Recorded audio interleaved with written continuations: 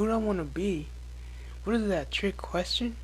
Of course I choose C10, but I can't just abandon the company, Cesar said, sitting in front of Khan at a round table located outside an alien restaurant in Undertown. The two were taking a break from their patrols and decided to get a quick snack. I can understand your frustration, Cesar, but Raven is correct. Your responsibility lies within Cabello Industries, Khan responded. Cesar sighed, tapping the plastic straw in his hand. Let's just talk about something else. The alien nodded. Of course. I've been meaning to ask you some questions. Where I come from, we mostly keep to ourselves. Cesar nodded. Sure, ask away. The Martian cleared his throat, causing Cesar to grow quite cautious and wonder just how many questions he had. Tell me, how does one train such a beast like your canine friend? I've only heard of one other person who's tamed an Anubian basker. Cesar played with the straw in his hand, swirling it around in his fingers. Oh, I didn't train her. It was more like a domestication type thing. Not sure if I can really train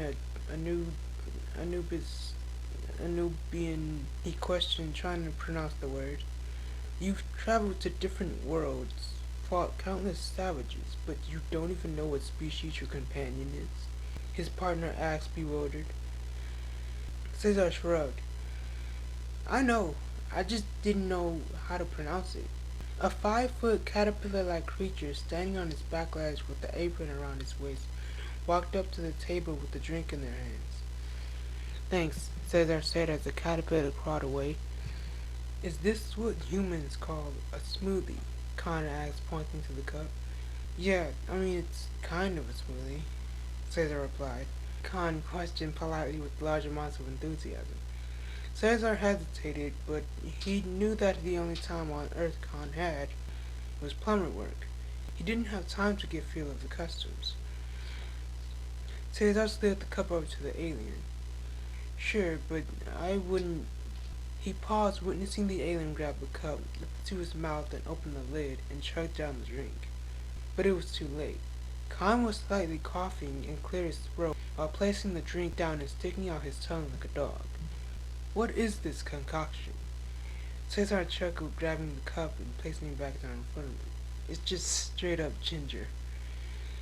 Just then a sudden familiar buzzing noise hummed through the air as aliens walking by stopped in their tracks to see what the unknown sound was. You hear that too, right? Cesar questioned. It is quite hard to miss. Cesar looked in the air, searching for the nanotechnology that emitted the same exact noise. He was suddenly swooped up by the swarm and slammed into the wall of the restaurant. The nanochips held him there in place, while others began to cover his body. Cesar! Khan shouted. His eyes lit up before releasing a beam from them, blasting the other nanochips that swarmed in the air. Cesar dug his fingers into the swarm, trying to claw his way out, but the more he threw away, the more began to conquer him. He felt his breathing beginning to slow as the technology started to suffocate him. Lifting his left wrist up, the multi-tricks activated. He moved his arm towards the wall, causing the faceplate to meet with the vertical surface and transform him. He didn't know what he was about to turn into, but anything was better than this. Cesar's body grew 12 feet tall, bending and stretching as he sprouted muscles, scales, and a tail. He turned into a humanoid dinosaur-like species, wearing black pants, being a dark beige in color, with gray stone-like spikes on his back, each shaped like a dorsal fin of a shark, running down his spine from his neck to the back mace on the end of his tail. The mace had 3 spikes shaped like stalagmites, being one large spike on the middle and 2 smaller spikes on the sides.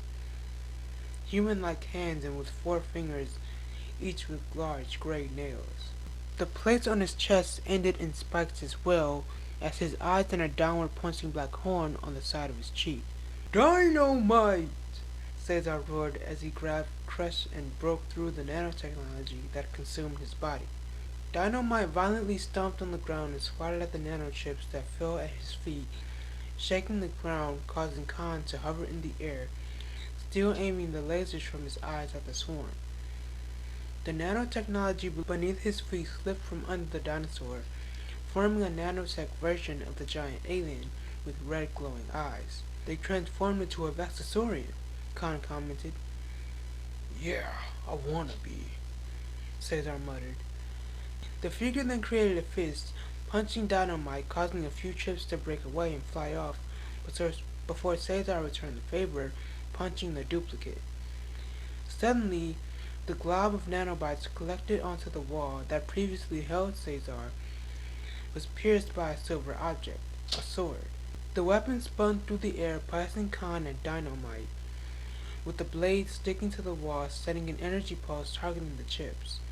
Slamming down his foot and focusing on the sword on the wall, Dynamite watched along with Khan as the remaining nanoswarm lifted into the air, beginning to fly away. As the nanotechnology fluttered off through the swarm, Dynamite could see an armored figure standing on top of a plaza a few ways away. With a growl, he watched as a humanoid lifted up their hand, causing the sword to gravitate back towards them, and land in the individual's hand before witnessing them run off, hopping from rooftop to rooftop. Go after the nanotech, Cesar said to Khan as he began to run down the lane. Where are you going? His partner shouted back at the Vaxasaurian. Don't worry about it. Just go. I'll catch up, Dynamite yelled as he ran down the pathway. Running through town, Dynamite stopped, skidding past an alleyway before looking through the gap in between the buildings, seeing the armored figure standing there. Their back was turned towards him, and they were holding their sword in hand, with the blade resting on the shoulder of his armor. Dynamite slowly approached the individual as he stepped into the alleyway. The knight in shining armor turned with his helmet up, showing a tall Hispanic young man with curly black hair and green eyes. Angel, Dynamite greeted his giant teeth. This was Angel Pedraza, Cesar's old high school rival and now the Forever Knight. While Cesar tracked down evil aliens and jailed them, Angel did the same, but in a much more violent manner, as his victims never even got the chance to see inside of a cell. Hello, doofus. Nice to see you again. Angel smirked, lifting up his weapon and holding it to his side. What are you doing here? What are you doing here? Don't you have a partner you should be helping out? Cesar hesitated. He can take care of himself. Angel chuckled. Wish I could say the same for you, hermano. Where have you been?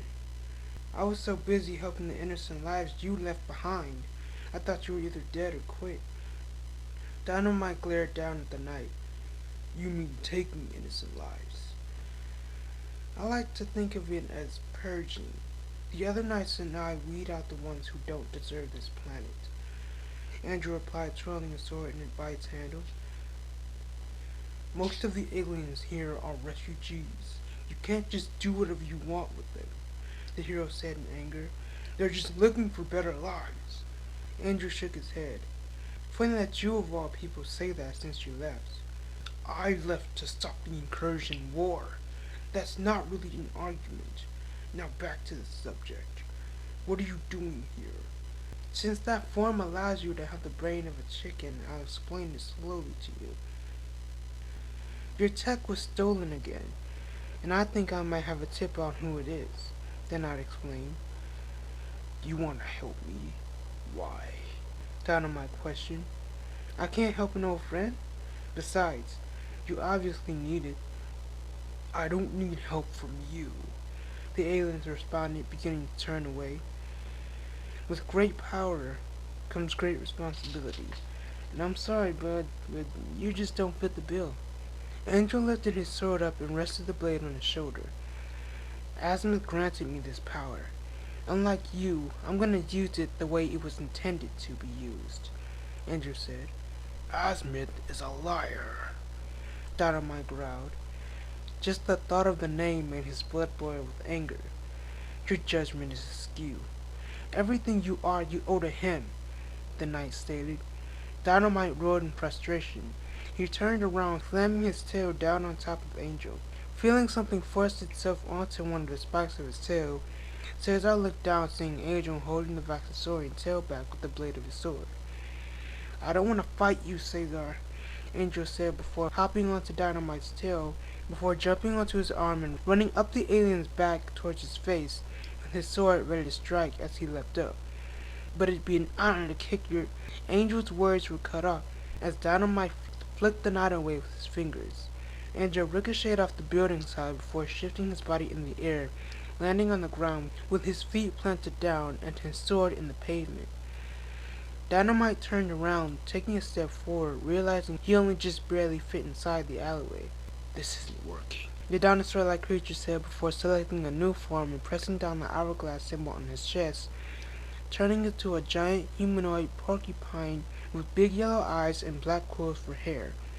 He wore a black t-shirt with a red jacket, blue jeans sporting the multi-trick symbol on his waist like a belt. Well, that's a new one. But you have to be some kind of special to think turning into a rat is gonna help you, Angel commented, twirling his sword and aiming the blade at the alien. That's porcupine to you, Cesar squeaked in anger before running towards Angel. The porcupine-like being leapt over the night, dodging the blade of the long sword, then quickly turned around before Angel could make another move. The rat-like creature reached forward with his tail, wrapping it around Angel's leg and yanking it, causing the rival to fall over on his face. Porcupine then stalked slowly towards the downed knight on all fours before lifting his arm up above his head and creating a fist about to pound them against Angel in anger. Angel suddenly turned around on his back with the point of his sword aimed at Porcupine's head, just barely scratching the thorn on his chin, causing the hero to jump backwards towards the ground in a three-point landing with one knee to the pavement with his rabbit-like ears pinned back. Porcupine then released the quills on his head, shooting them at Angel like projectiles, only to see the knight spin the sword around, blocking and deflecting each quill. I thought you were more than just a watch. What's wrong? Grids here in the universe can't even handle little old me? Angel taunted. That's not the point, Porcupine joked, pointing to the thorn sprouting from his cheeks. He reached for the multi-tricks, turned the dial to the right before pressing the symbol down and reverted back to human. Let's find out, Cesar said, standing up. Lifting the faceplate of his armor up, Angel smiled before sticking his sword in the pavement and letting it rest there. Angel raced towards Cesar with the intent to destroy as his fist clenched. The knight swung a punch towards Cesar, who ducked under his arm and dove on the ground into a roll. Cesar grabbed a lonely trash can lid and then stood up holding the lid like a shield with his left arm through the handle. Angel charged towards Cesar, cocking his fist back before throwing a punch in the hero's direction, only for Cesar to block it with a makeshift seal. Moving Angel's arm out of the way, Cesar was then struck against the face by his rival before being kicked and stumbled backwards. Cesar quickly got up, seeing Angel about to attack again, but slammed the metal lid across the knight's face, causing the faceplate to lift up, giving him the right opportunity to punch Angel with a clear shot to his face. Cesar backed away, getting some space in between himself and Angel. Lucky shot, his rival said, wiping his mouth and reaching for his sword. He began charging at Cesar with his sword, ready to pierce through anything that came in contact with it. Just before the two could meet, two red lasers shot down from above, drawing a line between the two young men.